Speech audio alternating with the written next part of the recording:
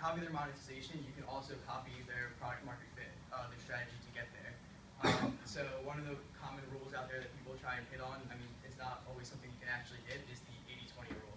So take 80% of their idea and do 20% innovation and try and break into the same market as people that have markets that are pre-existing successful competitors or overwhelmed and underserved categories. So you have a little more room to get into the market.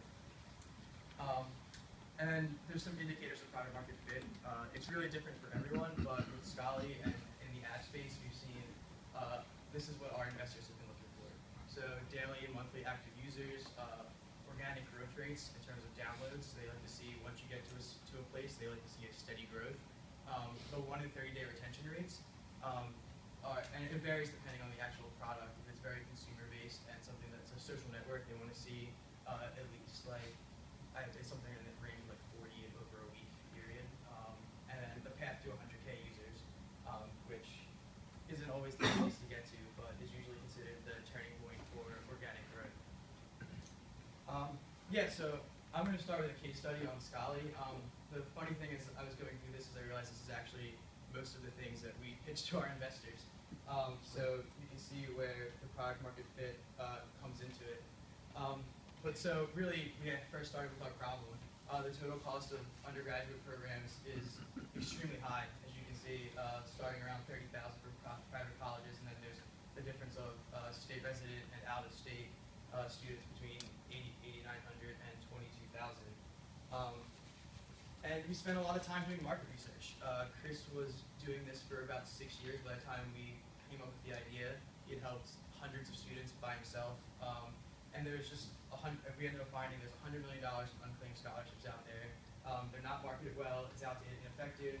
Scholarships are only for people, but all those kind of misconceptions were things that we had to try and overcome. And that's what we saw in the market. Now we did a little bit more market research. We evaluated everything out there. We took and said, what are the different competitors we have? What are they doing? What are they doing wrong? How can we make this better? And what can we do to break into the space?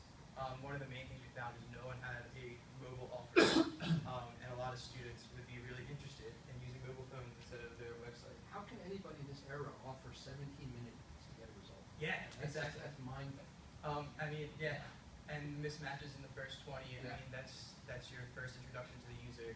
So 30% chance after 17 minutes that you're not going to get anything that you're actually looking for. Are most of them venture-backed companies these Yeah, days? a few of them are. College Board is just a giant, but Zinch actually recently closed down. They were bought by Chegg for $30 million, and then shut their doors 2 years later.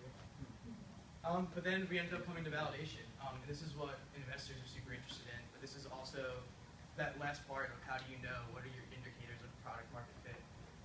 So beyond the Shark Tank appearance, we actually took us about 2 months to realize that we had hit something and that we had a fit here.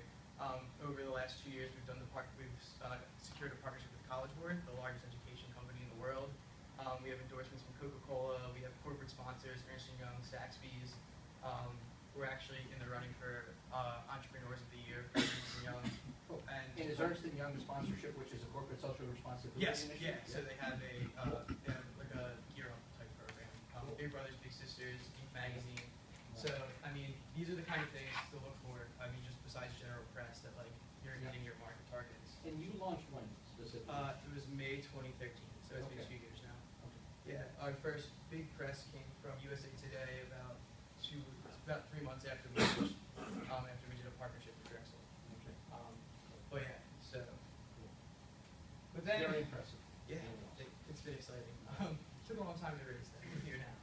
But yeah, so from the other side, there's the other side of entrepreneurship, which is failure. The much more common side. Yeah, the more common side. And I started